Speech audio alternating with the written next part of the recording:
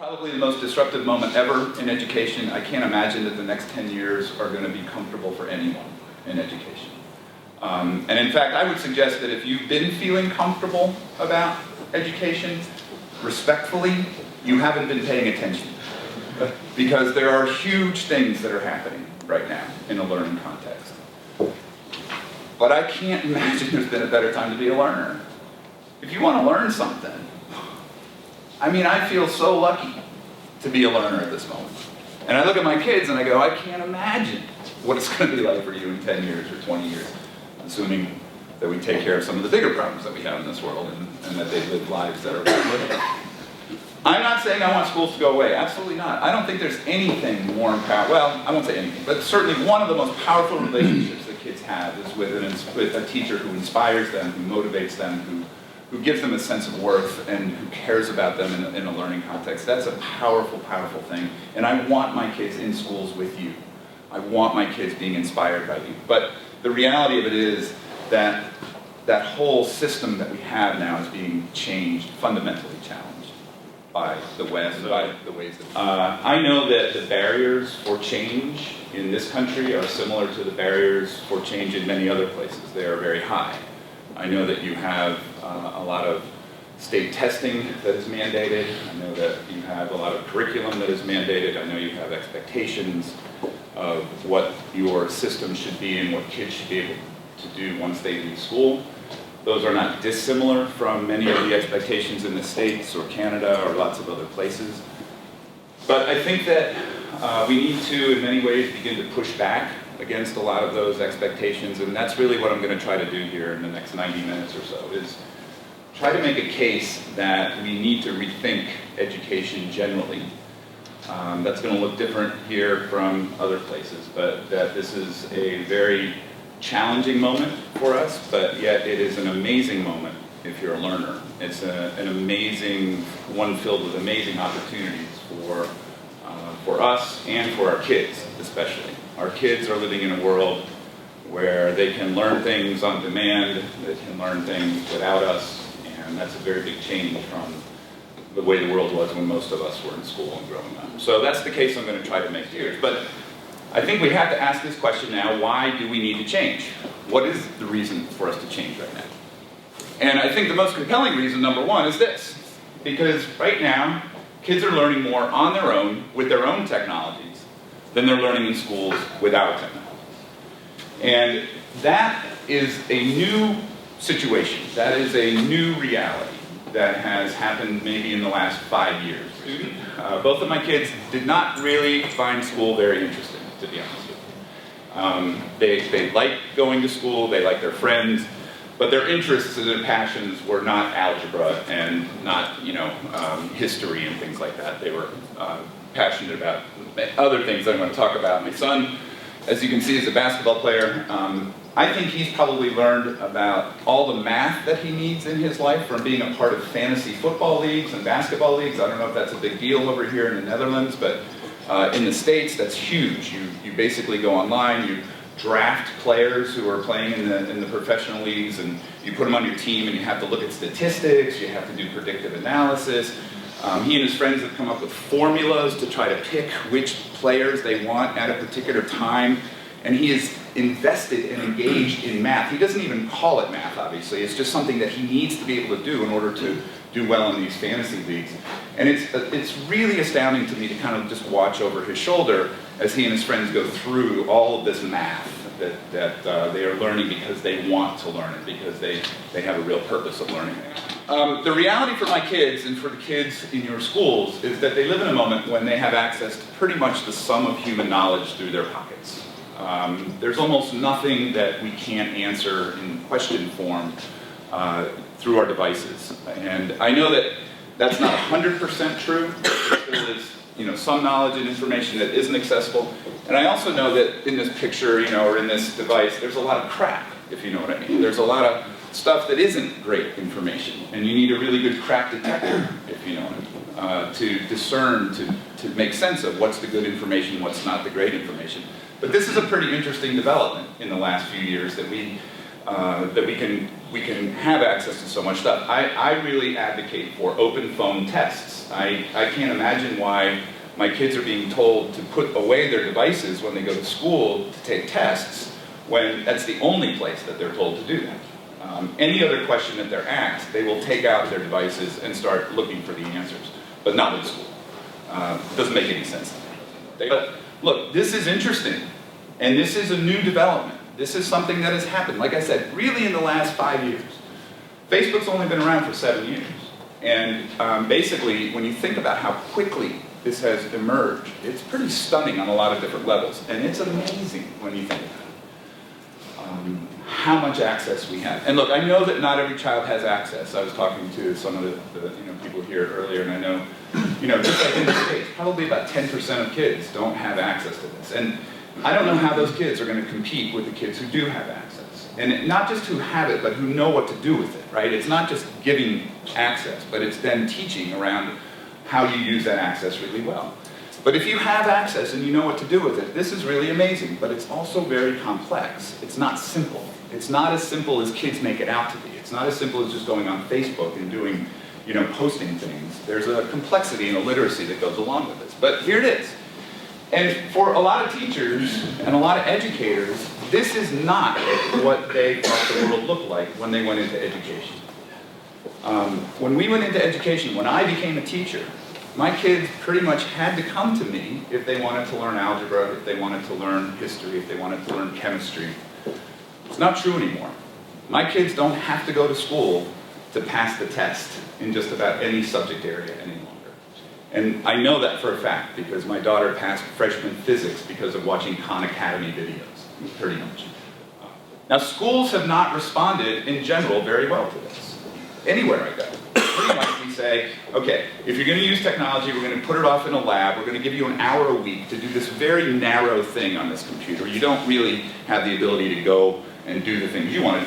We're going to make it very, very prescribed. Los Angeles, they decided that they were going to give every single child in Los Angeles an iPad 2 years ago at the cost of over $1 billion. I think it was $1.8 billion.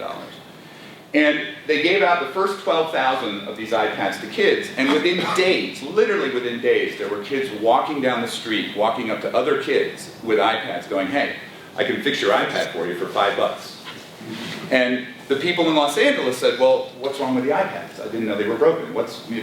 And you know what they were doing, right? They were hacking into the iPads because the district had filtered out YouTube and Facebook and Instagram and all the things that kids would use. So they were for $5, these smart kids were just hacking into them, getting all these social media, and the kids were all happy until the district then took back all the iPads. Because they said, the only reason we gave you these iPads were to take the state assessments and to read digital textbooks. And they were really shocked when kids came back and told them stuff like this.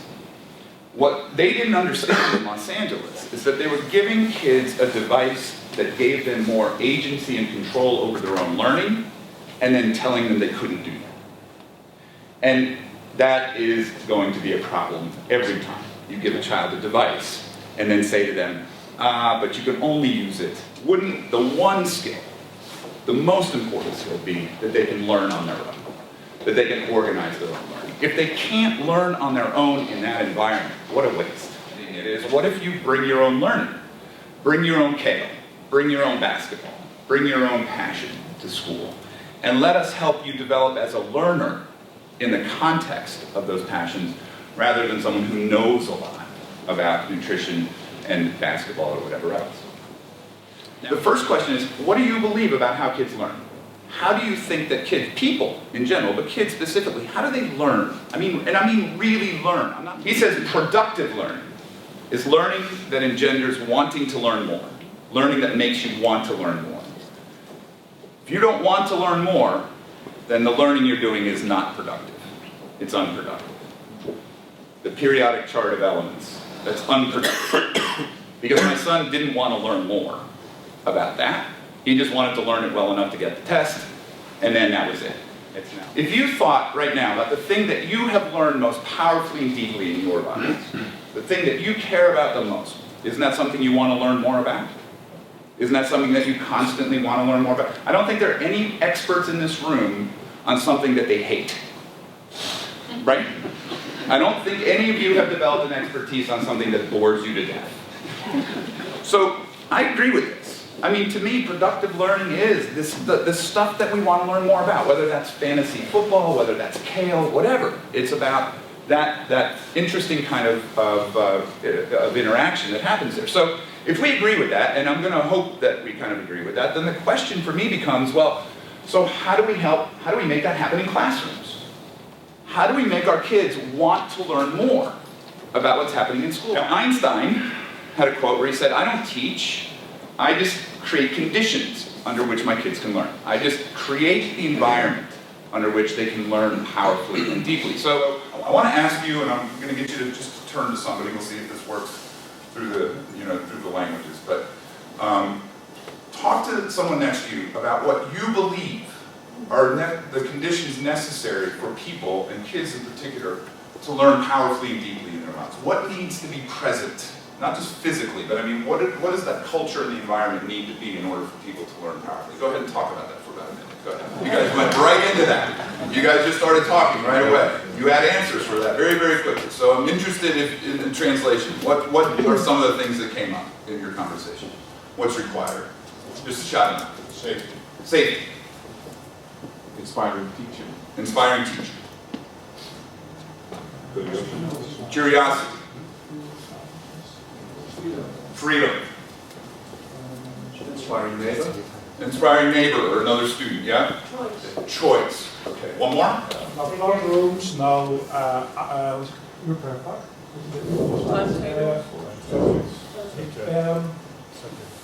Dat je uren loslaten. Niet meer een uurtje dit, een uurtje dat. Yeah, no timetables. No timetables? Okay. Okay, great. So, I'm amazing at predicting what you were going to say. It's amazing, isn't it? Yeah. I love that the first one was safety. I love it, right? And I didn't tell you what was going to be on this list, did I? We didn't talk, no. It's like a magic trick. Look, this isn't rocket science. This isn't hard. We know this.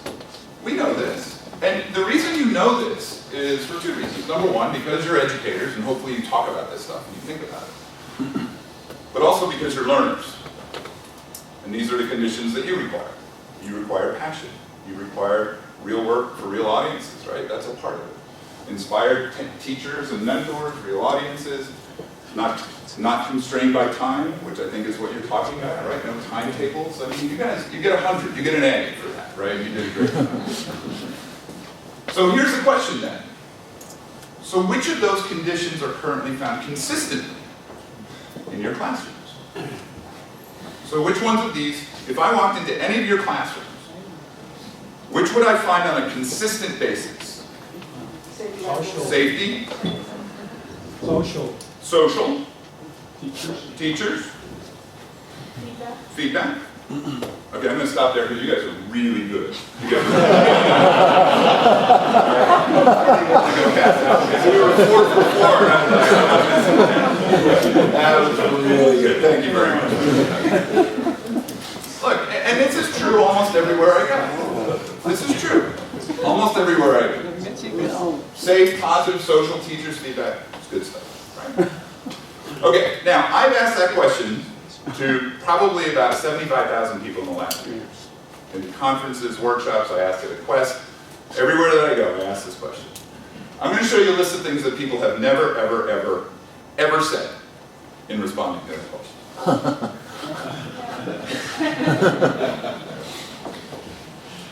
And to be honest, I don't know how to respond to those chuckles and to that laughter. Because on some level, it is kind of funny, but on another level, it's not funny at all. Right? It's not funny at all. We don't do what we believe. We don't do what we believe. Why? Why don't we do what we believe about learning? And this is, I think, the hardest truth. For me, and maybe for a lot of other people, schools are not built for learning. They're not. Schools are built for an education. Those are two different things. And my argument today is that learning is the point of the realm. Learning right now, in this environment, is the most important thing that we can focus on. But if you told me that the only place that I could learn was in that face-to-face space right now, you would be eliminating 99% of my ability to learn. Just understand that. And the same goes for my kids. They have greater learning opportunities outside the walls than they do inside the walls. And that's not a bad thing, but it is a challenging thing for us. It is a very, very challenging thing for us. It's this kind of clash between traditional learning, which basically most people in this room are still very wedded to that. We still believe in that. That was our experience. Certainly the people at the level of the ministry, that's what they believe. Parents, in many cases, want that traditional kind of narrative around learning. But now there's this other thing that's happening. And it is about the learner. It is about being self-organized rather than institutionally organized. It's about delivery versus discovery, right? That we have to go through this curriculum, whether you like it or not, whether you want to learn more about it or not, it doesn't really matter to us. You have to get through it. You have to pass it. Versus, what are your interests or passions? Consuming things in private versus creating them in public. It's the difference between what we want kids to learn and what they want to learn. It's a difference between time and place, that the student has to be here on this particular day with this particular teacher, with these particular kids to go to this particular curriculum in this particular pace and take this particular assessment to make sure that you know it. Versus, I'm going to get on a plane in a couple days, hopefully to get home before the snowstorm hits.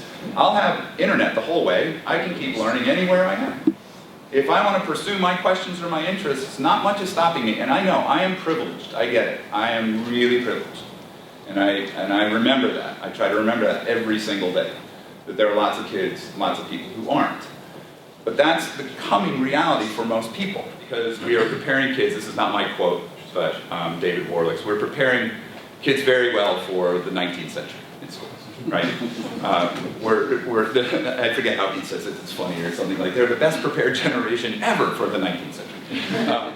So it's a world marked by ubiquitous computing, ubiquitous information, ubiquitous networks at unlimited speed about everything, everywhere, anywhere, and all kinds of devices make it ridiculously easy to connect, organize, share, collect, collaborate, and publish, and I want you to raise your hand if you would describe your schools like that. Would you? Yeah. Good. All right, we got one. Right? But that is the world that most of our kids are stepping into once they leave us. That's the world that they leave school and go into. So this abundance thing is huge. And there are going to be 3 billion photos uploaded today. And my kids are going to take 5,000 of those, whatever. They live on Instagram and Snapchat. I'm allowed to stalk them, that's what they call it. I can stalk them on Instagram. I'm not allowed to see what they're doing on Snapchat. I have no idea. But it is interesting, it's fascinating to me how kids live their lives through photos. How big is Khan Academy here? I mean, do kids know it here? Do they use it? Do you use it at all? Okay, so Khan Academy, for those of you that don't know, is a site that pretty much, again, I'm not sure how relevant it is for here, but in the States, 95% of all the curriculum that's in the United States right now is on Khan Academy. So if you're taking an American civics class, for instance, you can go on Khan Academy and you can work through the curriculum, you can take quizzes, you can, at the end of it, take the test, and if you pass the test, you get a badge. You get a badge that says, you know American civics. And what's happening now is that a lot of people are starting to talk about how valuable are those badges. And not just for Khan Academy, but now across the board. There was a huge session. I was just in London yesterday at BET, which is the largest vendor computing education conference. And there was a huge session on what's being called open badges, which is basically how do you get credits for things that you don't do in school, but that you have expertise on? How do you show that expertise? And a lot of people are saying, well, how about a badge, right? If you do certain things or you meet certain requirements or whatever else. This informal learning, as opposed to the formal, traditional learning. I'm going to talk more about that in a second because it's really interesting what's happening there. So you can get all these badges, and this is what Khan's mission is, a free world-class education for anyone, anywhere. Okay? So that means your kids too, not just kids in the States, right? World-class. Is Minecraft big in the Netherlands?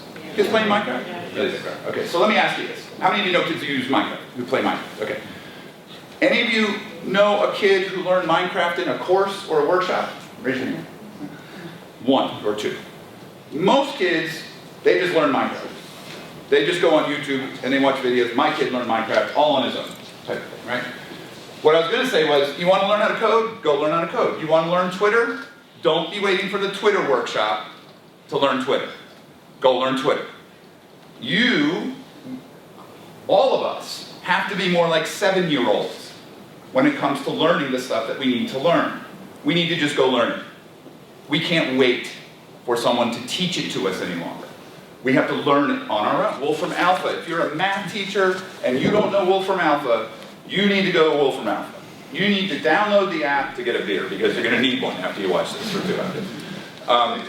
It's amazing what's happening with math education right now and what's happening with the stuff online. The Ernst & Young, which is one of the biggest accounting firms in the world, said that it is not requiring a college degree any longer for its applicants.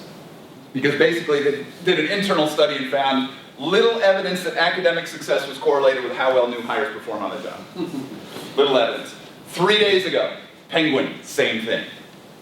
No longer going to require college degrees. I know this is a ripple, just wait. Just wait.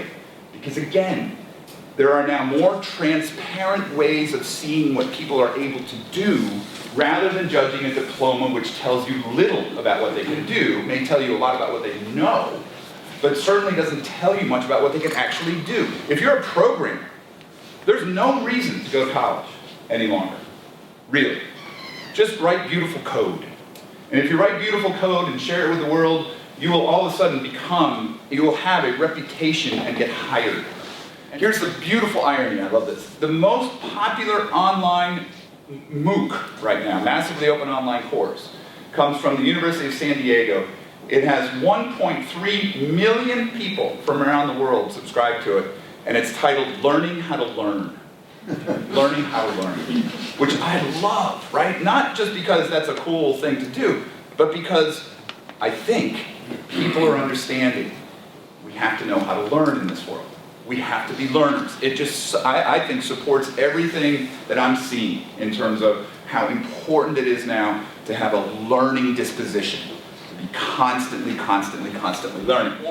If you want a master's of business administration, which is a big deal in the States, you can take all of the coursework for free now at the University of Illinois. Take all of it for free. If you want the degree, you have to pay $20,000. But at what point are employers going to say, I don't really care if you have the degree, can you do the work? Can you do the work? If you can do the work of an MBA without the paper that says you're an MBA, why not? What do we do? Well, again, it comes back to constantly adapting, constantly learning, constantly upskilling. And it's this idea that, serial mastery. My kids are not going to hold a job for 30 years. They're going to have lots of different jobs. And even in the job that they do have, if they stay with it for a while, they cannot rest on what they've been taught originally. And the other thing is, the company is no longer going to provide them with the professional development. They're going to be expected to learn on their own. The resources are going to be provided to them to learn on their own, but then it's up to them. And basically, it's about this idea of serial mastery, and that learning is the work. I love this. Harold is one of my best influences. He's from Canada. I read his blog every single time he posts something, and he constantly makes me think about this. And he's right, learning is the work. If you're not learning, you're not going to have work, if you know what I'm saying. I had another student, all my journalism students had real mentors. One of my journalism students was mentored by a Pulitzer Prize-winning journalist, which is the biggest prize you can get in journalism. A Pulitzer Prize-winning journalist from the Washington Post who came into her blog and gave her feedback on her writing 6 months after 9/11, when he was in Guantanamo Bay, Cuba, covering what was happening down there. He came in and commented on her blog. And I think she learned a little bit more from him than she did from me. And that was a wonderful thing. A wonderful thing. How can we not connect our kids to the smartest people we can find? Why wouldn't we do that if we have an internet connection? School. So here we go. If this is everything there is to learn in the world that we have access to, then welcome to school. Right? where we have to make a choice. We have to choose because we are time limited, because we are under whatever else, right? Someone has to choose what it is that those kids are going to learn in their 12 years with us. But let's remember this about that choice. It's just a guess. That's all it is. And now, by the way, what are we going to choose? I mean, how are you going to know that your curriculum is the right guess? You sure you got it right? You're absolutely sure that the things you're requiring your kids to learn in their 12 years with you are the exact right things that they need to learn in order to be successful in their lives? I don't know. That's a tough one. Especially with the diversity of kids. Especially with the diversity of interests and needs and everything else. The idea that we can figure that out, I think, is really tough. Look, I get why we had to do that. I get it. I understand why we did that. When the world was scarce, we had to choose. The world's not scarce any longer. Stuff is everywhere. Good luck.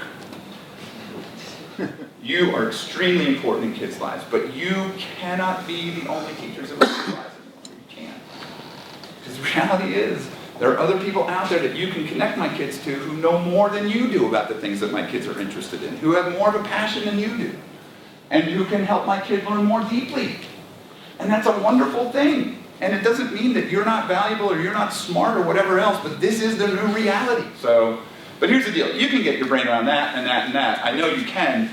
And because you can, then you better be confused right now. You better be feeling confused right now. If you're not feeling confused right now, I haven't done my job. You should be feeling a little bit unsettled. Hopefully not so unsettled that you're jumping off the cliff at this point, but unsettled because I respectfully will suggest to you, you've got to change. Your role has to change. The way you think about classrooms and schooling has to change. Has to change. Now I know, there are a lot of people going, probably, hopefully a couple of you are going, I agree with you. I hear you. But you know what? We are powerless. We pretty much can't do anything because we got these tests that the kids have to take and da-da-da-da. And look, I get it. I'm not suggesting that this is simple or easy. It's not. But I think the point here today is, let's start talking, right? Let's start thinking about this. Let's start finding ways, even small ways, of making the classroom different, because this is changing our definition of an education. Really, if we're going to be traditional about it and say that the only thing that counts in an education, for an education, are things you do in the classroom, if that's all that counts, well, don't forget that that and that and that don't count. Really? Really? You don't think those kids are getting an education doing that stuff on their own, and that stuff doesn't count? What does every single student need to know? What is the role of school? What's the role of a teacher? These are important questions that we have to talk about, and how do these practices and how do these systems change, right? The timetables thing, the age groupings, the subject divisions, all that stuff. The architectures of learning that we have in schools, are they really better for kids, or are they just easier for us? Do they just make our lives easier, right? If we can say, hey, when you're 7, you're going with all the other 7-year-olds. That's the easiest way to do it. Is that best for kids, to keep them stuck with their same age group throughout school? No. I don't think there's anyone who would argue that that's best for kids. But is it easier for us to do that? Yeah, absolutely. Is it best for us to do science for 90 minutes and then, language for 90 minutes and then something else? No. But it's easier. Here's the deal. If you don't assess the things you value, you're going to value the things you assess. So welcome to the state of education around the world right now, where we value the stuff that's easy to assess because we want to collect data and we want to see if kids are moving on that scale, and if we want those numbers to go up, up, up, up. Are they dealing with all that stuff over there? Who knows? That's too hard to assess. Can't really make sense of that very easily. Yeah. Monday? Okay, so on Sunday night, I'm guessing most of the teachers in this room are probably going to go to bed Sunday night, and one of the last things they're going to be thinking about is, okay, am I ready for tomorrow? Do I have that thing? Okay, I got that. Xerox. Okay, I got that. Right? I'm pretty sure most of you are going on. I'm pretty sure very few of you are going to bed Sunday night going, gee, I wonder what the kids are going to do tomorrow. That's probably not what you're thinking, and you're excited because you have no idea what's going to happen in class. I also think that most of you probably looking at your curriculum, 2 words, too much. I'm guessing many of you feel it's just too much, right? You've got all this stuff you have to get through. Many times you have to just move it forward, despite the fact that kids might be really interested in this. You kind of got to drag them along and go, no, we got to keep moving because we got to get to the end of this because of the test and because all this other stuff. We can't go very deep. We can't, if all of a sudden Nick says, I want to learn more about campaign finance reform, we can't go, okay, time out, stop, let's go into that. No, we got to keep going, right? So I think most of you, probably down there. You're organizing it, and you can't really go into a lot of depth. That's the world of scarcity, right? Because we got to get through it. I'm going to suggest where we need to be is up there. I'm going to suggest that in classrooms and schools, we need to be places where kids are organizing what's happening the next day. That you are going to bed going, gee, I wonder what they're going to do tomorrow. I wonder what they're going to come up with tomorrow. That's not to say it's totally like you don't have a clue what's happening, right? You still have a role in that, but it's the kids that are kind of driving it, and that if there is stuff that they want to go deep into, they can go deep, because you all know the only way to become a really powerful learner in your life is to go deep into something. That's the only way. You'll never understand learning to the extent that you need to be a learner if you just stay on the surface of everything that you learn. Because going deep, that's when it gets hard. That's when it gets really hard. But if you have a passion for it, you'll fight through that. Seymour Papert used to call that becomes then hard fun, right? It's hard fun. You're willing to kind of roll up your sleeves and work through that because it matters. It's going to be, how do we do this really differently? How do we explore that question for ourselves and for our kids? Because learning is now the work, and learning is now our work, absolutely. And so, as you move forward with these conversations, I hope that you will see yourselves as learners first and teachers second. And that doesn't devalue in any way your role as an educator, but you need to be a learner now. You need to be someone who is really constantly asking questions, having conversations, challenging your beliefs, challenging your nostalgia, and really wondering what the future should be and could be for your kids. It's really challenging, I get it. But it's also amazing.